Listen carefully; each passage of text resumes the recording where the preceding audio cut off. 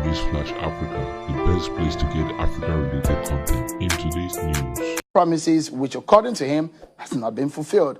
Tonight, we'll be dissecting the president's performance, especially the major agenda of fixing insecurity in Nigeria, and the economy issues, and of course, fighting corruption, which Mr. Omokri says is far from doing so. And of course, we will get some response from the APC. Well, Mr. Reno Omokri, lawyer and author, he joins me now from London. Thank you so much, Mr. Omokri, for your time tonight on the program. Let me begin with you, Mr. Omokri. On a day like this, you raised some very, very strong accusation against this government. First and foremost, on the issues of anti-corruption, you said that corruption is not being fought in this government, rather that corruption is going on in this government. What are your claims, and what do you have evidence of those claims? Well, I don't have claims. I deal in facts. I don't deal in claims. Now, we talked about Rahman Abbas. Now, let's look at it. Now, our youth in Nigeria, they're actually mirroring what they're seeing with our leaders. General Muhammadu Buhari, on January 31st, 2019, went to Kano, lifted up the hand of Umar Ganduje, and asked the people of Kano to vote for him. Now, Umar Ganduje, this was a man caught on video, receiving bribes in dollars, stuffing them in his clothes. And then you're raising this man's hands and you're asking the people, the youths, to vote for him. In other words, you're telling them, vote for crime. You can imagine that. Babachir Lawal, the former secretary to the government of the Federation, was caught red-handed with his hand in the kiddie. He was a thief, caught red-handed. And then this man gave an interview to Punch and said that he still visits Muhammadu Buhari at the presidential villa. As a matter of fact, he was given a role in Muhammadu Buhari's re-election campaign. Nasser Danu, a member of the president's inner cabinet, in a kitchen cabinet, he was arrested November last year at Heathrow Airport in London with a fake passport, with huge sums of money undeclared. He was arrested and then deported to Nigeria. The next thing we saw, pictures of Nasser Danu and Muhammadu Buhari shaking hands. Look at it, and on the eve of the last presidential elections, we saw Bullion Vance going into the home of Bola Tinubu, a leader of the APC. This is in a country that is known for vote buying. Now, Bullion Vance going into the home of a national leader, and nothing was done to him. EFCC did not investigate him, he was not arrested, he was not... So what you are seeing is that corruption is so brazen. And Chinua Achebe said in his book, Arrow of God, that when a child is asked to go and steal by his father, he does not go stealthily. He walks boldly and breaks into the door. And that's what you've seen with Abbas or Hush Puppy. He has seen his leaders portraying corruption as something that you can vote for, something that can visit you at the presidential villa, somebody that is, you can call somebody your national leader, and yet you have this kind of behavior. And so he is exhibiting what he's seen. That's why he was flaunting his corruption on social media. Look, we have a situation whereby we are facing the worst economic crisis of our national life. Yes, this president budgeted 37 billion naira to renovate the National Assembly, a building that was built in total for 6 billion naira. A president in this midst of this monumental economic crisis budgeted $500 million to renovate NTA. NTA, I spoke to a former director general of NTA, I can name his name if you want me to, and he said NTA is worth $50 million. How can you budget $500 million to renovate a station that is worth $50 million? SABC, South African Broadcasting Corporation, the biggest broadcasting corporation in Africa, is worth only $200 million. Now, just yesterday, Serap sued this government. It was in the papers. They sued them on Friday, but it came on the papers on yesterday. In 2017, the Auditor General of this government, now this is not an activist, the Auditor General of the Federation came out and said 300 billion naira has either been stolen or misappropriated in Nigeria under Buhari. Now, in 2017, that means he had just been 2 years in office. You can imagine how much has been stolen now. What I'm trying to say is that this administration is not giving our youth a good example. The examples that they're showing are, look, 2015, May 29, when former President Goodluck Jonathan handed over to Muhammadu Buhari, Nigeria's total debt was 11 trillion. As I speak to you right now, Nigeria's total debt is 28.63 trillion. It is multiplied by 3. Our foreign debt, 2015, was $7 billion. As I speak to you right now, it is $29 billion. And this man says he wants to borrow $22.7 billion more. And what are you doing with the money? You are not building schools. You are not building hospitals. You budgeted 11 billion for Aso Rock Presidential Clinic.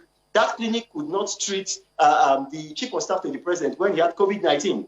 Where has that money been going? Mr. Omokri, when you raise the issue of hush puppy, and perhaps what birthed this conversation is the allegations or the criticism coming from the APC that some leaders of the PDP are seen in pictures with this man that has since been arrested and taken to the United States. Are you in some way saying that there is a justification for hush puppies' alleged behavior or suspected frauds? Hush puppy is a criminal. He is facing the law and he should be sent to jail and then the key thrown away. But let's look at the issues. Let's not look at shadows. The picture, Atiku Abubakar was at an event where it was packed full of Nigerians. And one of the people there was this young man. And at that time, nothing was known about the young man's criminality. He was just thought to be an influencer. And he came and took a picture. Atiku Abubakar is probably the most popular Nigerian today. And if a Nigerian comes up to him and says he wants to take a picture, of course he will take a picture with him. Now, compare that to Muhammadu Buhari. Nasser Danu was photographed with Muhammadu Buhari after he had been exposed by the British as somebody who is a money launderer, somebody who is a fake passport, arrested at Heathrow, deported back to Nigeria. Now, this is after, and then Muhammadu Buhari was photographed with him, taking the picture with him. Babaji Lawal, after he was exposed as a thief, his hand caught in the kitty. General Muhammadu Buhari in the case of Mr. Babaji Lawal, Mr. Omokri, in the case of Mr. Babaji Lawal, this is a case that is in court. I would like, since you're a lawyer, the use of language because it's a suspect because the case is in court. You can continue, please. Well, I have a master's degree in law. I schooled in England. I worked in the British Parliament. You're wrong there. It is a proven fact that Babaji Lawal, if you look at the pleadings by the EFCC and if you look at his own response, he has not denied that fact. So it is a proven case that Babaji Lawal is a thief, and I will repeat it, he's a thief. Now, going further, let's talk about Umar Ganduje. No, but in Nigeria here, perhaps, apologies, Mr. Omokri, in Nigeria here, you're probably practicing law outside of the country. In Nigeria here, what obtains is that you cannot call someone a thief when the case is still in court. It's still been taken up in court. So you cannot, the court has not called him a thief just yet. So the case is in court. That's why I'm advising you, and you're on the national TV. Okay, so I'm advising you on the use of language. Those are your words anyways. Babaji Lawal, he's to take me to court, and you'll be disgraced if he tries that. But let's go on further. Umar Ganduje was caught on camera, and then you went on the 31st of January 2019, and you held up his hands. Now, are you going to say that because he has not been charged to court, you can go him? So this is hypocrisy of the highest level by the APC. The APC should address General Muhammadu Buhari's romance with corruption. That's what we are talking about. Look at the National Health Insurance Scheme. The man that was there, when Muhammadu Buhari went to London for his treatment, the acting president, Vice President Yemi Osinbajo, removed that man. General Muhammadu Buhari came back and reinstated the man. Eventually, after much pressure by people like myself and others, the man was removed from office. Has he been charged? Let me ask you a question, Shehu. The Ikoyi apartment billions, it was investigated 3 years ago. How come Nigerians do not yet still know who owns the Ikoyi apartment billions? The governor of Rivers State, Wike, said that the money is owned by a former governor of Rivers State who happens to be a member of the cabinet of Muhammadu Buhari. Now, we don't know if it's true or not, but that's what he alleges. How come they have done an investigation and they cannot tell Nigerians who owns that money? If that money had been owned by a PDP-linked person or an opposition-linked person, you'd have taken them 2 seconds to say who owned that money. So these are what we are seeing. Mr. Omokri, let me quickly ask you. If you're talking about corruption under this government, for example, about 871 billion looted funds are said to have been recovered, 407 mansions just in 3 years.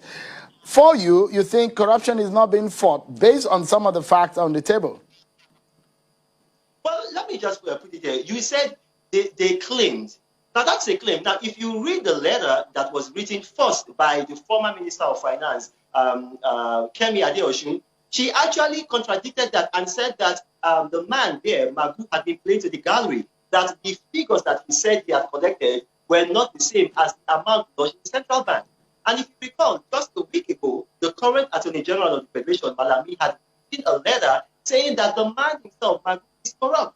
Now, let's keep that alone. Let's keep Nigeria. Let's look at there is only one body giving internationally the authority to adjudicate on who is corrupt and who is not corrupt. That's Transparency International. Now, Transparency International said Nigeria is more corrupt today than at any time under former President Jonathan or former President Yar'Adua or former President Olusegun Obasanjo. As a matter of fact, we made our best improvement on the Corruption Perception Index in 2014 when we moved 12 space forward and we became 136. Now, under Muhammadu Buhari, we went 12 places backward and we went to 148. Now we are back at 144. So even corruption, even the international community is seeing this. So it's not something that I'm making up. Mr. Omokri, yeah. So if you would rate this government in the last 5 years compared to the Goodluck Jonathan or the PDP government in that same amount of time, how would you rate this government in performance? Because the former president, Goodluck Jonathan, whom you work closely with, spent 5 years. This government has spent 5 years also, the APC government. How would you compare? Well, I'm going to put it this way. Now, look at this now.